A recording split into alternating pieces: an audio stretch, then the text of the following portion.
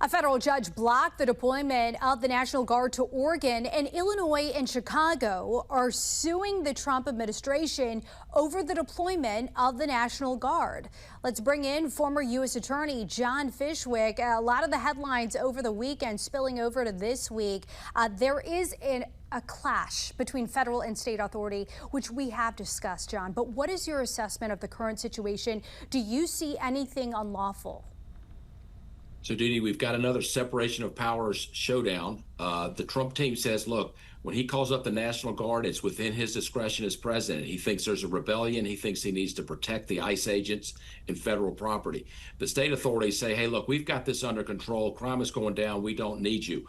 Ultimately, I think the Trump team is going to prevail in these arguments. I think the Supreme Court is going to find that the president makes these calls, not a court, not a judge. The president decides if he needs to call the National Guard. It's basically within his discretion. He's our commander in chief. He's in charge of keeping the country safe, not a particular judge in a particular locality. So eventually, Trump is going to prevail in this dispute. There's going to be a lot of skirmishes with a lot of different judges, but ultimately, the highest court in the land is going to rule in his favor.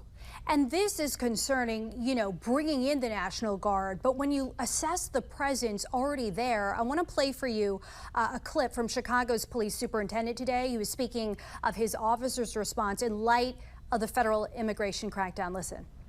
Sometimes there's a struggle when you're walking that line to make sure that you're not violating either one of those things. And at the same time, enforcing the law the way that we're supposed to. One thing about law enforcement, I'll tell you this right now, you're damned if you do and you're damned if you don't. But we accept that.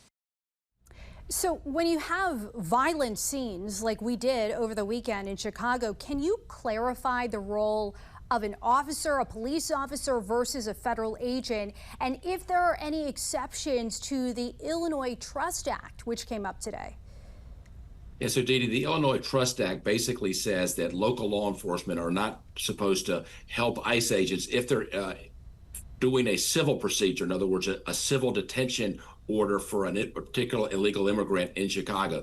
But if there's a crime being committed, if ICE agents are under siege by citizens in that community, absolutely, law enforcement needs to go to their aid. Local and state law enforcement needs to go to their aid. Law enforcement needs to cooperate. That's a great thing in this country when it happens. It happens all over our country. But if there's a crime committed, law enforcement needs to go to the ICE agent's aid. If they're serving a civil warrant, they don't go to assist them with that. Only got about 30 seconds. There's been a lot of reaction pouring in over the sentence for Justin Kavanaugh's would-be assassin. Do you believe that 8-year prison sentence was insufficient, as Attorney General Pam Bondi put it?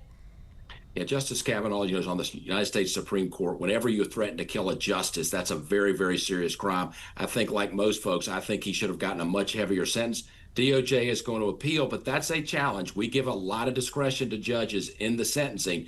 They're going to appeal. He obviously got a sentence that was way low, but will it increase on appeal? I think it's going to be a challenge for DOJ to overturn that, but there's a lot of frustration out there with that, what is perceived as a very light sentence. All right, former U.S. Attorney John Fishwick, as always, thank you for joining us tonight on the National News Desk.